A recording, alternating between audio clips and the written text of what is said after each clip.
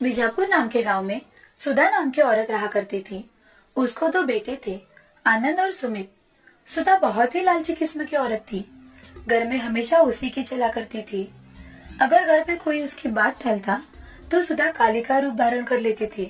कुछ दिनों बाद आनंद ने सिया नाम के लड़के से शादी कर ली। वो गरीब घर की होने के कारण अपने साथ कोई भी दहेज नहीं लेकर आई थी। इसीलिए सुधा ने उसे बिन तनख्वाह के नौकरानी बना लिया था।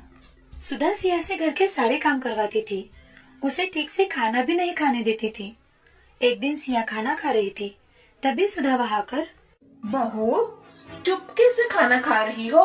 नहीं माँ जी, जो भी बनाया है उसमें से ही मैं खाना खा रही हूँ। अरे, तुम मायके से लाई क्या हो कि यहाँ हम तुम्हें दावत दें? हाँ माँ जी, आप ऐसे क्यों बोल रही है? मैं भी तो इस घर की बहू हूँ। हाँ, बहू कम नौकरानी हो तुम, समझी? ऐसा कहकर सुधा वहाँ से चली जाती है। तभी सुधा को सुमित दिखाई देता है।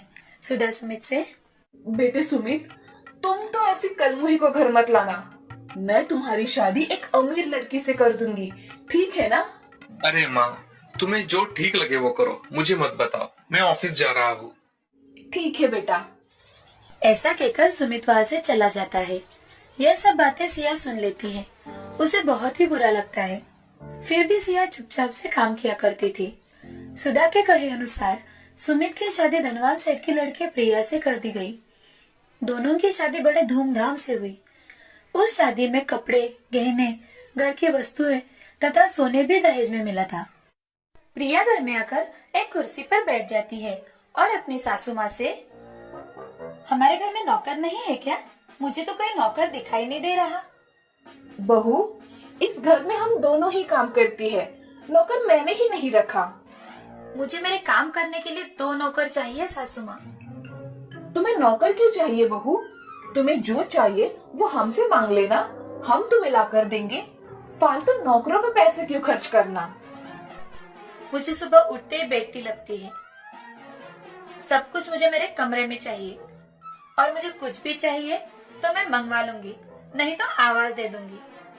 मैंने कौन सी भी चीज मांगी और वो 10 मिनट के पहले मेरे पास नहीं आई तो मुझे बहुत गुस्सा आ जाता है। तुम्हें जो भी चाहिए वो मांग लिया करो बहू, हम दोनों तुम्हें सब कुछ ला कर देंगे। ठीक है माँ जी, अब मैं बहुत थक गई हूँ। मैं थोड़ा आराम करना चाहती हूँ। हाँ बहू, तुम जाओ, आराम करो। ऐसा कहकर प्रिया अपने कमरे में चली जाती है और ये सब सुन सुधा का मुंह खुला का खुला रह जाता है। तुरंत ही अपने आप को संभालकर सुधा सिया से, देखा, इसे कहते हैं रईसी, और तुम हो कलमुही जो हमेशा मुंह उठाकर चली आती हो। प्रिया ने जो भी बताया है सब याद रखना, और उसने जो भी मांगा वो देना। अगर उसमें कोई गड़बड़ हुई तो देख लेना। जी माँ जी।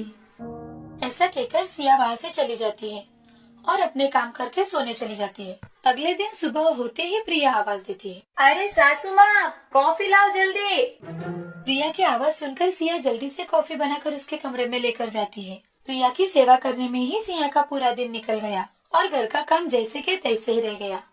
अब सारा काम पड़ा देख सुधा मन में, आज इस सिया की बच्ची को तो मैं कुछ काम भी नहीं बोल सकती।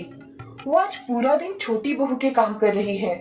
चलो, मैं ही घर के काम कर लेती हूँ। सुधा ने उस दिन सारे काम खुद ही कर लिए। झाड़ू, पोछा, बर्तन, सभी काम उसने अकेले ही कर लिए। काम करने की आदत न रहने के कारण उसके हाथों और पैरों में दर्द होने लगा था। सुधा थकने की वजह से सोफे पर बैठकर आंखें बंद करने लगी।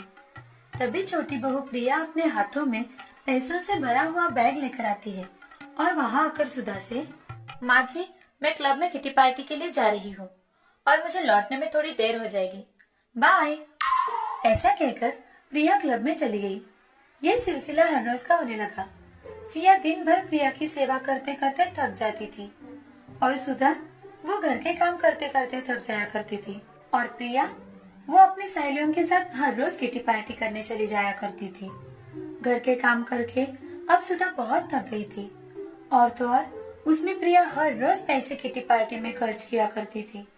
ये देख सुधा अपने बेटे सुमित से, सुमित, जरा इधर तो आना। हाँ माँ, तुमने मुझे बुलाया? हाँ बेटे, आओ, यहाँ बैठो। क्या बात है माँ? अरे बेटा, प्रिया हर रोज किटी पार्टी में जाकर पैसे खर्च करती है। मैं और सिया काम करके थक जाते हैं। तुम ही प्रिया को कुछ समझाओ ना। माँ, तुम्ही ने तो उसे सर पे चढ़ा के रखा था कि धनवान की लड़की है, उसने जो कुछ मांगा वो तुमने उसे दिया, और तो और बेचारी भाभी को भी उसकी सेवा में लगा दिया। अगर मैंने उसे अभी कुछ कहा तो वो बोलेगी मैंने ढेर सारा दहेज देकर तुम्हें खरीदा है। मैं उसे कुछ नहीं कह सकता माँ, आप औरतें आपस में संभाल लो। ऐसा कहकर सुमित वहाँ से चला जाता है। यह सुन सुधा चुप हो जाती है। कुछ दिनों के बाद सुधा का फोन कंटिन्यू बजने लगा। तभी सुधा ने फोन उठाकर, हेलो। क्या आप घर में काम करती है? सुधा ने गुस्से से अपना फोन कट किया। तभी उसका फोन फिर से बजा। सुधा ने फोन उठाया। हेलो। आपको फिश करी बनानी आती है क्या? आप कौन हो? और मैं काम वाली नहीं हूँ, समझी? मुझे फेसबुक पर आपका नंबर दिखा, इसीलिए मैंने कॉल किया। तुम्हें किसने दिया मेरा नंबर? हाँ, प्रिया मैडम ने हमें ये नंबर दिया है। तुम फोन रखो, मैं किसी के यहाँ काम नहीं करती। तभी गुस्से में सुधा प्रिया से, प्रिया, प्रिया, कहाँ हो? क्या हुआ माँ जी, आपने आवाज दी?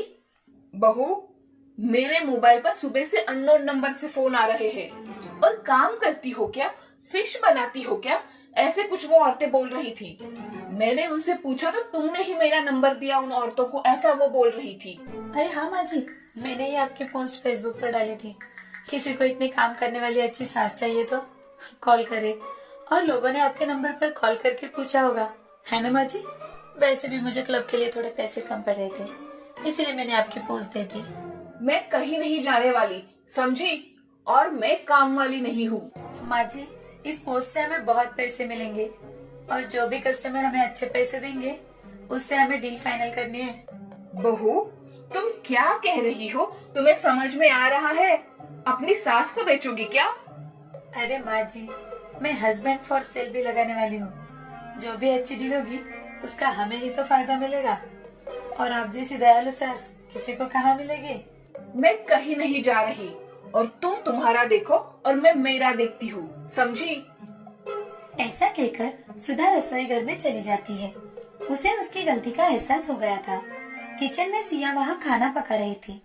ये देख सुधा सिया से, सिया बहू, मुझसे बहुत बड़ी गलती हो गई। मैंने तुम्हें पहचाना नहीं।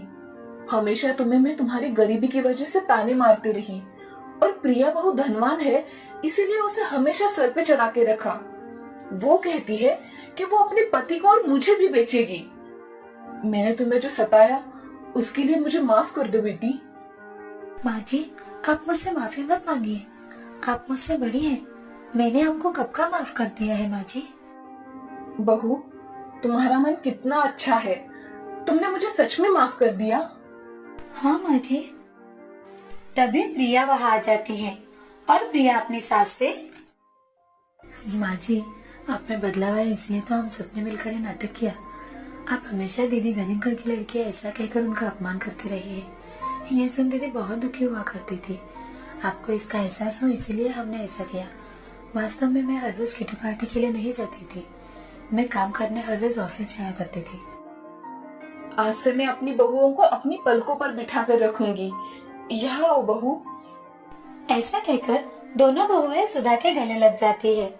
अब पूरा परिवार खुशी खुशी जीवन व्यतीत करने लगा।